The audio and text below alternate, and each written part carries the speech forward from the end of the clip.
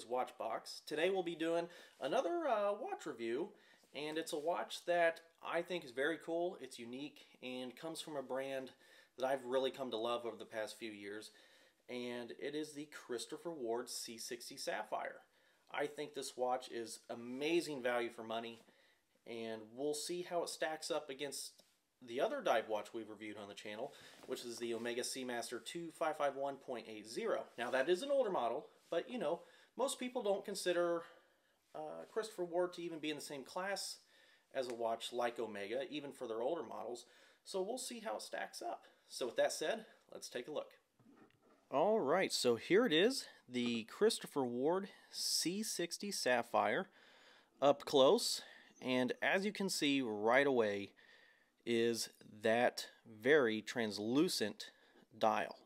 It's very unique. I think it's very well done. I think Christopher Ward says it takes like over 80 steps or something like that to even make this dial, but by just looking at it right off the bat, it is a stunner. But as like the other reviews on the channel, we will go through different categories, and that includes timekeeping, movement, functionality, strap or bracelet, the finishing, the crystal, the case design, the size, dial, and value. So with the timekeeping, I've had this on for probably 6 days, almost a week, and it is still within the minute. So the timekeeping, I have to give it a 10 out of 10. Now with the movement, it uses a SW200-1, I think is what it is, which is, you know, a workhouse movement, but nothing fancy or anything like that. So I'd give the movement about an 8, although I will say this particular one is keeping fantastic time. Now the functionality of this watch, it has 600 meters water resistance, which is far beyond anything really necessary, but punches well above its price point, because you know, to get that amount of water resistance, you're going to be looking at something well over $1,000 most of the time, and we'll get to pricing here on this in a little bit. But as far as functionality goes, great watch as far as water resistance goes. It has a screw down crown. It does have a transparent see-through case back, but that doesn't affect the water resistance, it seems, at all, as it does have the same rating as other watches in the lineup with screw down case backs. Now the only thing I have to harp on this as far as functionality goes is the loom. The loom on this is subpar, and it looks better in the video than what it actually is. It doesn't hold that great of a charge. It's not very bright. It could definitely be a bit better. It could be a lot better, actually. But, you know, that's really the only thing that I can really complain about. I do like the loomed blue here on the bezel. I think that is a nice touch and looks really neat. Now, as far as the strap and the bracelet go, it's very well done. It's very done. You will see some desk diving marks here. I do beat up on my watches a little bit. But the bracelet is very well done. It does have the pushers in here for quick release, so it makes changing the bracelet or straps very, very easy on that. I do really, really like that. And it has a very unique micro adjustment on here. So let's see if I can do this. You just push this out, and then it moves in and out just like that. Sometimes you gotta push harder. So just like that. Kind of hard to show on camera, but it's a very nifty feature, and I do like it a lot. Now, my only gripe with this bracelet is I notice when I have it shut, this part right here on the clasp, it kind of digs into my wrist a little bit. But other than that, I can't really complain about it too much, and overall I think it is a very, very good bracelet overall. With the finishing of this watch, I think it's absolutely amazing. As you can see, pardon the fingerprints, but it goes from a high polish to a brushed finished back to polished, back to brushed, and it is just very well done. The steel bezel is done fantastically well, and what I really like is the finishing on the applied indices and the hour hands. As you can see, it has brushed and polished finishings on the hour and minute hands, and I really like how that's done. I think it looks very good. So now the crystal, it is a sapphire crystal and has anti-reflective coating that I think is done pretty well. It looks good. Can't really complain about anything there. The case design is done phenomenally well. It's, similar to the previous generation C60, and this is just a little bit more of a refined, more elegant version, but still has that tool dive watch aesthetic. And I think they really hit it out of the park. Christopher Ward calls this their light catcher case, and they also have this with other models in their lineup as well. And I think that is just very well done. Now, the size of the watch is 40 millimeters. I'd say for a dive watch, that's a perfect size. At least for me, I've got a little bit smaller wrists, so I appreciate the size. They do make other models, not this particular one, in a 38 millimeter and a 42. But with this particular model, they just stuck with 40, and I think it is a perfect size. You see a lot of these modern dive watches that are just huge.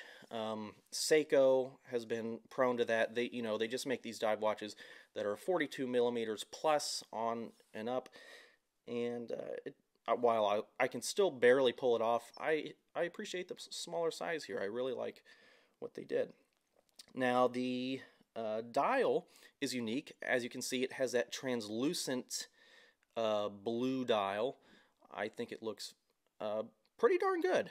I like it. As I mentioned earlier, Christopher Ward said it takes like 80 steps or something to create this dial. And I think it's very good. And on the back, and I forgot to mention this, you can see they have a translucent sapphire case back as well. I do wish that this was a little lighter so you could see the movement better. But overall, very well done. Now, the biggest gripe, and I think you have to kind of mention this, and for this watch, it doesn't bother me. Now, if it didn't have a date, it might.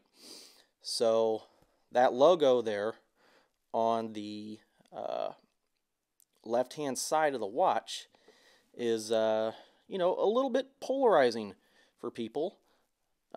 Some people like it, some people don't. It really doesn't bother me, especially since I think the date window on the right-hand side balances it out. And they have the twin flag motif there at the 12 o'clock marker. So, I think it's fine. Some people like it, a lot of people don't, but I think for this watch, it gets a pass, it looks well balanced, and is executed pretty well. Now for the value of this watch, I don't know if I could recommend a better watch for the money. I think I picked this up for around $900. If you pick it up on Christopher Ward's website, it might be a little bit more expensive than that, but I do believe it is under $1,000. I do believe. I could be wrong. If it is over $1,000, it's just barely above $1,000. And for, what you get for the money, the very well done case, the sapphire dial and crystal and case back, it's just a fantastic watch for the money. The only thing I complain about is the lume on it. And, it doesn't have I don't think, a top grade movement with the SW200, the Salida, but overall it is a very good bang for buck dive watch that is excellently finished. Just very well done with a nice sturdy bracelet to really cap it off. So the value for this is very good. So let's break down our categories here. Let's put the watch over here. So with the timekeeping, we'll give that a 10 out of 10. it's like I said, it's done very well for me. It's still within the minute, and I think the tolerance is plus or minus 20 seconds a day, and it's still within the minute 6 days later, so pretty good. The movement, we'll give that an 8. The functionality, an 8. Only thing bringing that down is the loom. Oh, and I forgot to mention it does have a 120 click bezel that has very little play and is done very well. The bracelet, I'll give that an 8. The only reason I'm taking points off for that one is that it digs into my wrist a little bit. The finishing, 10 out of 10. I think it's remarkably well done. No complaints there. The crystal, also a 10 with the anti-reflective coating, just perfect. The case design, another 10. I love the light catcher case. The different levels of finishing from the brush to the polish, back to the brush, and so on. I just think it's done perfectly. The size, can't complain there, 40 millimeters. I think that suits most people's wrist size, and I appreciate it. The dial, a 9. The only thing I would complain about, possibly, and to me it doesn't really bother me, but I know it bothers a lot of other people, and I mentioned this, is the logo on the left-hand side. But, still gets a 9 there. And the value, another 9. I mean, there might be a couple other watches out there that you could compare this with for the money, and there are some good other value alternatives, but I just think this watch, for the money, you can't go wrong. It's really good, bang for buck. So that gives us a total score of a 92 out of 100, which is just under the Omega Seamaster, not too far off. It does beat out the Tissot, but let's face it, those watches aren't really comparable either way. So 92 out of 100, very good score. Can't recommend this watch enough. Alright, so that wraps up this review of the Christopher Ward C60 Sapphire. Please let me know what you thought down in the comments below, and give recommendations for other watches that you think are comparable in this price range. And I mean, I think it's great value for money, but I'm sure there's some pretty good other watches out there that you guys can recommend. So if you like the video, hit like and make sure to subscribe. Thanks, guys.